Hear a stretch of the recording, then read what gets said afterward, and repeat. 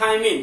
तो हमेशा याद रखना जो ए होता है वो टी से कहना चाहिए युग्मन करती है। इसी कारण लिख दिया हूं ए डबल बॉन्ड टी। इन दोनों के बीच में हमेशा डबल बॉन्ड रहेगा, इसको भी याद रख लेंगे। ये हमेशा किससे जोड़ी बनाएगा? टी से। और टी हमेशा किससे जोड़ी बनाएगा? ए से। ए टी से और टी ए से, दोनों के बीच हमेशा याद रख लेंगे डबल बॉन्ड से होती है। जो कहना चाहिए जो जी होता है और जो सी होता है ये आपस में युग्मन करेंगे, जोड़ी बनाएंगे।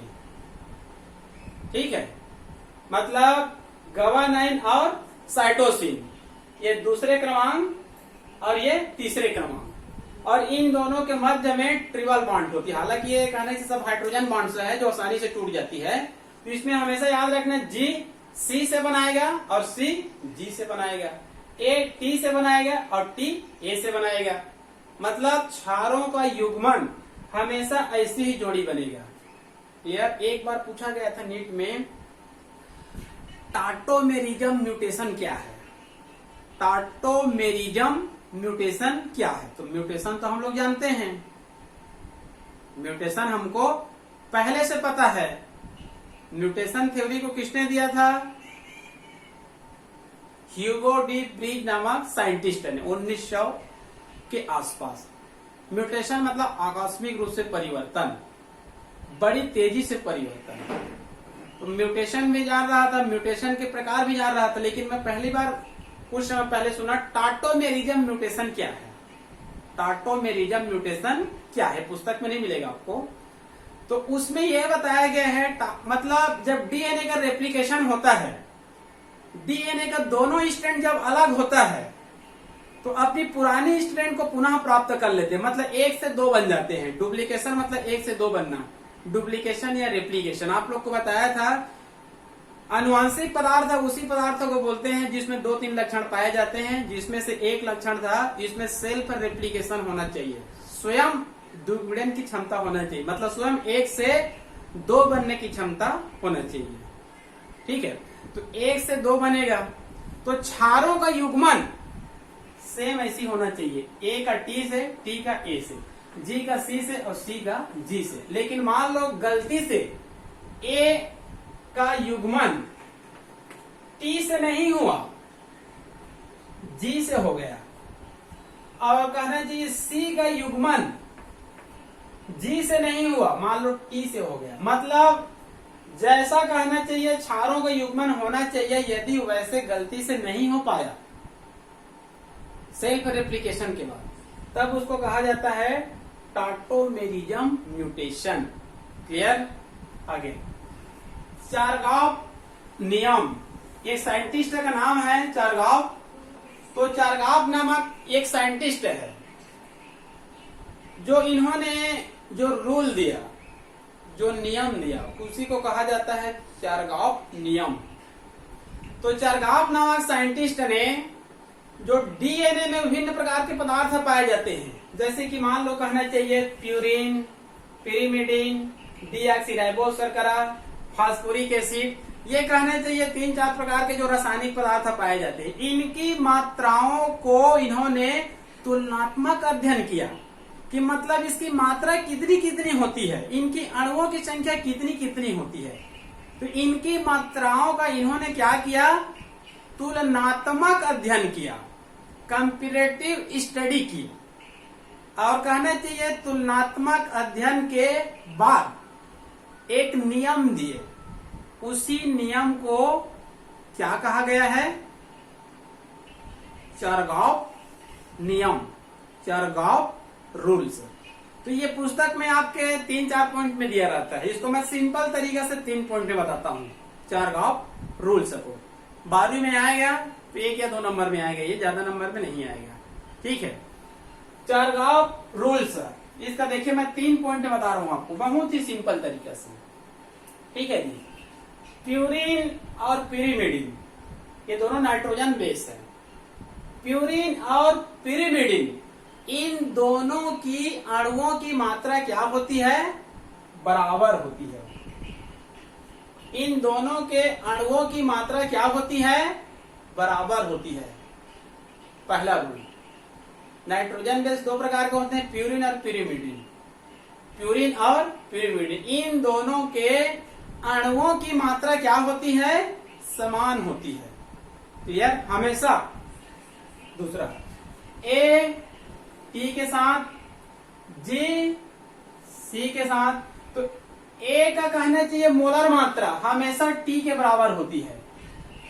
ए की मोलर मात्रा हमेशा टी के बराबर होती है। जी की मोलर मात्रा हमेशा सी के बराबर होती है। मतलब प्यूरिन और प्यूरिमिडिन दोनों के अणुओं की मात्रा समान होती है और ए की मोलर मात्रा टी के बराबर और जी का मोलर मात्रा सी के बराबर। ठीक है। तीसरा, जो डीऑक्सीराइबोस शर्करा होती है और फास्फोरिक एसिड होती है, दोनों की अणुओं की मात्रा भी क्या होती है? बराबर होती है। इनके अणुओं की मात्रा इनके बराबर, इनके अणुओं की मात्रा इनके बराबर, इनके मोलर मात्रा इनके और इनके मोलर मात्रा इतने। क्योंकि चार्गाफ ने विभिन्न पदार्थों का तुलनात्मक अध्ययन किया और तुलनात्मक अध्ययन करने के बाद ही बताया था, या जो नियम दिया था उसको चार्गाफ रूल से कहते हैं। तो इस तीनों पॉइंट को आप लोग कहना चाहिए, विशेष रूप से क्या कर लेंगे? इसको याद रख लेंगे, क्योंकि कहना चाहिए इसको भी कभी भी पूछा जा सकता है। क्लियर? अब इसके बाद हम लोग अध्ययन करेंगे डीएनए का मॉडल, डीएनए का डबल हेलिक्स मॉडल। इसको पुराने सिलेबस में अधिकांश पूछा जाता था।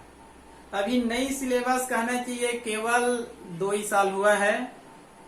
ठीक है, तो 2 ही साल में कभी ये क्वेश्चन आया है तो कभी ये क्वेश्चन आया है। 3-4 साल बाद इसमें भी हम लोग वही कहेंगे, ये क्वेश्चन हर साल आता है, ये क्वेश्चन हर साल आता है। लेकिन पुरानी सिलेबस में डीएनए का डबल हेलिक्स मॉडल अधिकांश पूछा जाता था। क्लियर? तो मैं आप लोग को बता रहा हूं डीएनए का डबल हेलिक्स मॉडल या फिर डीएनए का मॉडल। इस मॉडल को आप लोग अच्छे से बनाना, बहुत सुंदर चित्र बनाएंगे, इसमें आपको पूरे में पूरे नंबर मिलेगा। क्लियर? इसका अच्छे से चित्र को बनाइए और वर्णन को आप ऊपर नीचे भी लिख सकते हैं, इधर उधर भी लिख सकते हैं, तो उसमें कोई आपको ज्यादा दिक्कत नहीं होगा। क्लियर? मैं एक चित्र बता रहा हूं आपको डीएनए का डबल हेलिक्स मॉडल, जिसको वाटसन एवं क्रिक नामक साइंटिस्ट ने दिया था। ठीक है जी, ये जनरल नॉलेज में भी इसको हम लोग कई बार पढ़ते हैं। डीएनए का डबल हेलिक्स मॉडल या फिर मॉडर्न मॉडल किसने दिया था? तो वाटसन एवं क्रिक नामक साइंटिस्ट ने दिया था। ये दोनों प्रसिद्ध साइंटिस्ट है जेनेटिक्स के, ये दोनों बहुत ही फेमस साइंटिस्ट है। इन्होंने दोनों ने मिलकर 1953 में दिए थे और 9 साल बाद मतलब 1962 में नोबेल पुरस्कार भी पाए थे मेडिकल क्षेत्र में। 1953 में मॉडल दिए कि डीएनए ऐसे होता है, ऐसे चित्र होता है, और 1953 में देने के बाद 9 साल बाद ही 1962 में नोबेल पुरस्कार मिला था। क्लियर? तो इसका मैं एक मॉडल बता रहा हूं।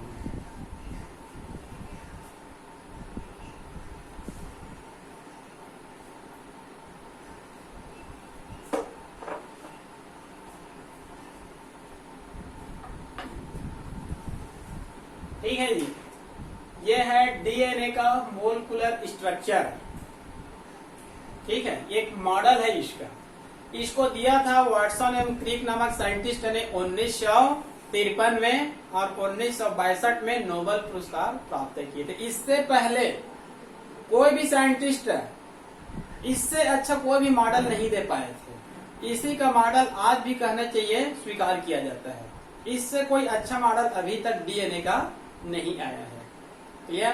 तो डीएनए का मॉडल आता है तो दोनों चित्र को बनाएंगे, दोनों चित्र को बनाएंगे क्योंकि थोड़ा सा बड़ा क्वेश्चन में आता है, 5 या 6 नंबर में आएंगे। ठीक है, तो इस चित्र को ही बनाएंगे और इस चित्र को ही बनाएंगे। आप लोग बहुत अच्छे से चित्र बनाएंगे। क्लियर? इस चित्र को ध्यान से देखिए, डीएनए का कहना चाहिए मॉडल है। इस चित्र को ध्यान से देखिए और एक बार बनाने का प्रयास कीजिए। ठीक है, तो इस चित्र को बनाने के बाद इस चित्र को आप लोग बहुत गहराई से देखेंगे। बहुत गहराई से देखेंगे और नाम को याद कर लेंगे तो फिर ये चित्र क्या कह रहा है, ये जो वर्णन है 7, 8, 10 पॉइंट में उसको याद करने की आवश्यकता नहीं है। यदि चित्र को ध्यान से नहीं देखेंगे, ध्यान से नहीं बनाएंगे तो आपको रटना पड़ जाएगा। तो इससे अच्छा है आपको रटने की बजाय इसको 2 बार बनाकर देखिए और इसके नामकरण को लिखिए, फिर इसमें 7, 8 पॉइंट में आप लोग ऑटोमेटिक इसको लिख सकते हैं। क्लियर?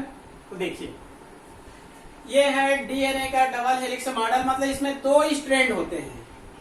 क्या होते हैं इसमें? 2 स्ट्रैंड होते हैं। देखिए ये एक स्ट्रैंड है ये, और ये एक स्ट्रैंड, 2 स्ट्रैंड दिखाई दे रहा है। दोनों कहना चाहिए कुंडलित होती है। दोनों क्या होती है? कुंडलित होती है। मतलब इस प्रकार से स्पाइरल, इस प्रकार से दोनों, ठीक है। मतलब डीएनए डबल हेलिक्स मॉडल में, वैसे डीएनए ही द्विसूत्री होता है, 2 स्ट्रैंड होता है। इसमें कहना चाहिए 2 स्ट्रैंड होती है। 2 स्ट्रैंड का नाम याद रख लीजिए। इसका नाम होता है सुगर फॉस्फेट चैन।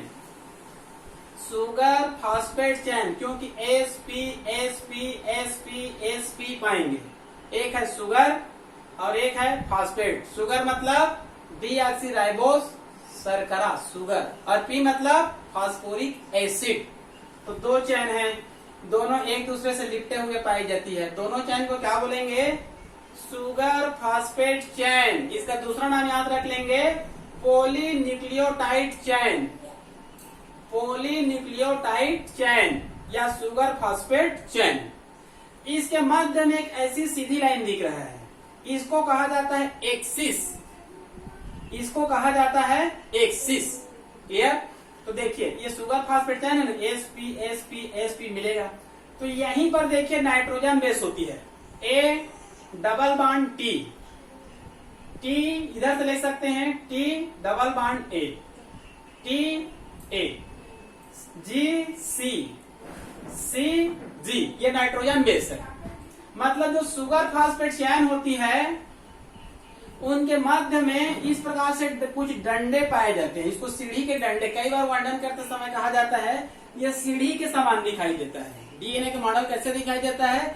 सीढ़ी के समान। सीढ़ी मतलब एक पत्ती, दूसरे पत्ती, तीसरे पत्ती, इसी प्रकार से पहला पत्ती, सेकंड, तीसरे डंडे, चौथे डंडे, 5वें डंडे, 6वें डंडे के रूप में पाई जाती है। तो इसको वर्णन करते समय कई बार इसको सीढ़ी के डंडे भी कह दिया जाता है। ठीक है, ये वास्तव में हाइड्रोजन बॉन्ड्स है। ये सीढ़ी के डंडे क्या है? Hydrogen bonds. ये हाइड्रोजन बॉन्ड्स जी सी से जुड़े रहते हैं, टी ए से, या ए टी से जुड़े हुए पाए जाते हैं। मतलब ये सभी में पाया जाएगा। सुविधा की दृष्टि से 1-2 जगह लिखकर बता दिया हूं। ये बहुत बड़ी होती है, ठीक है, 3 बिलियन तक पाई जाती है। तो कहना चाहिए सुविधा की दृष्टि से 1, 2, 3 जगह लिख दिया हूं। और ये बॉन्ड्स है, हाइड्रोजन बॉन्ड्स है। ये दोनों स्ट्रैंड एक दूसरे के एंटी पैरेलल होती है। क्या होती है? एंटी पैरेलल, मतलब एक दूसरे के जस्ट समानांतर होती है। देखिए एक 3 से शुरू होती है तो 5 में क्या होती है? खत्म होती है, 5 एंड। एक 5 एंड से शुरू होती है तो ये 3 एंड में क्या होती है? समाप्त होती है। दोनों कहने चाहिए एंटी पैरेलल होते हैं और ये एक दूसरे से फास्फोडाइएस्टर बॉन्ड्स द्वारा जुड़े हुए पाए जाते हैं। फास्फोडाइएस्टर बॉन्ड्स द्वारा जुड़े हुए पाए जाते हैं। और ये सीढ़ी के डंडे होती है, इसमें हाइड्रोजन बॉन्ड्स इसमें पाए जाते हैं। क्लियर? यहां से यहां तक की व्यास की दूरी 20 एंगस्ट्रॉम होती है, इसको भी याद रख लेंगे। यहां से यहां तक की व्यास कितनी होती है? 20 एंगस्ट्रॉम। ये सीढ़ी के डंडे और ये सीढ़ी के डंडे, दोनों सीढ़ी के डंडे के बीच की दूरी, मतलब सीढ़ी के डंडे मतलब ये बेस पर है, नाइट्रोजन बेस है। इनके दोनों के बीच की दूरी कितनी होती है? 3.4 एंगस्ट्रॉम।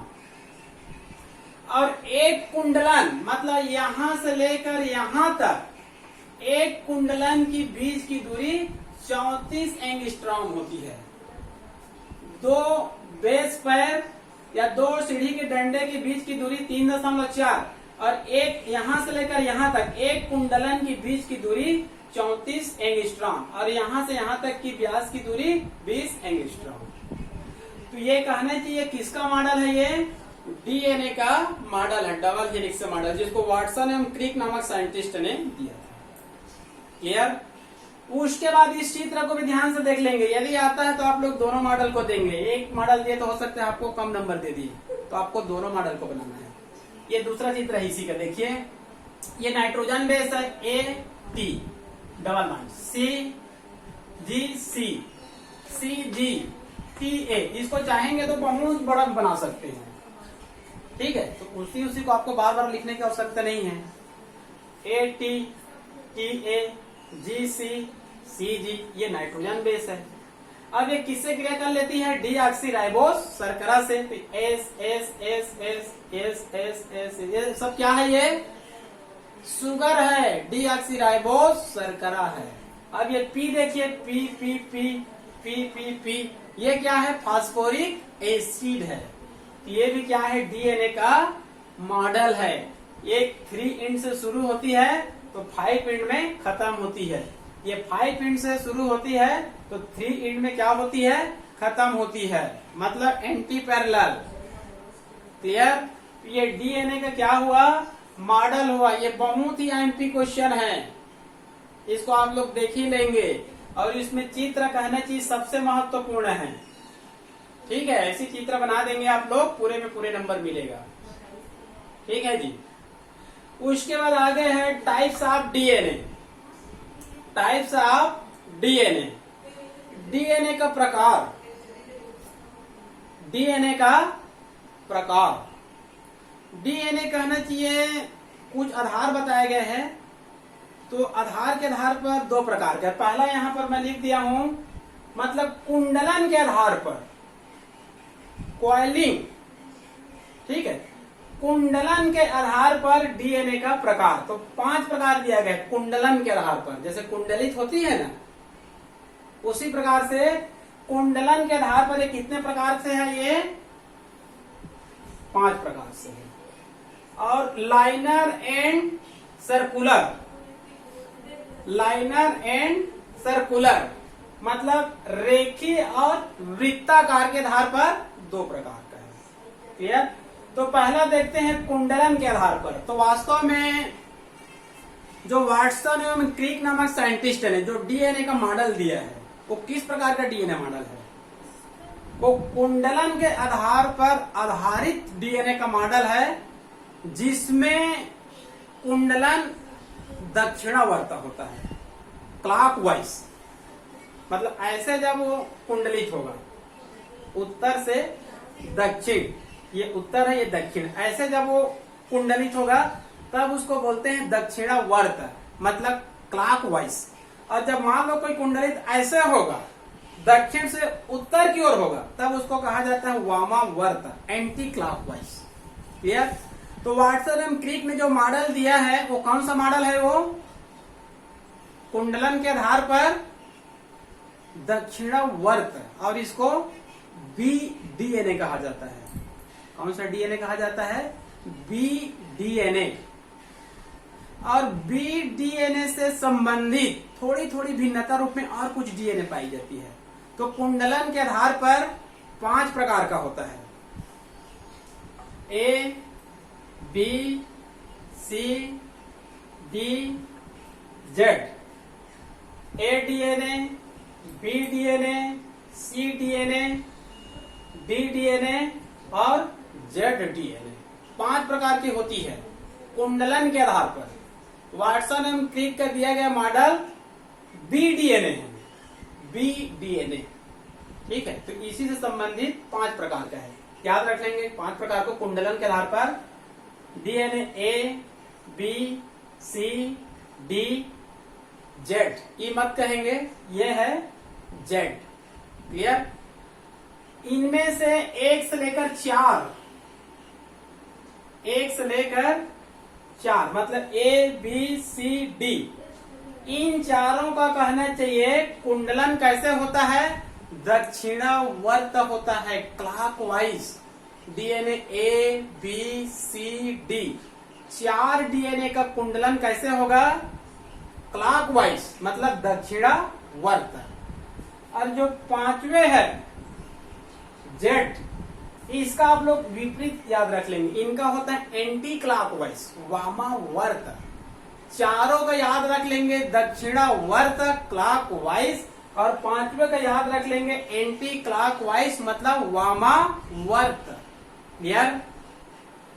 ये जो ए बी सी डी ये 4 है, ये क्लॉकवाइज है।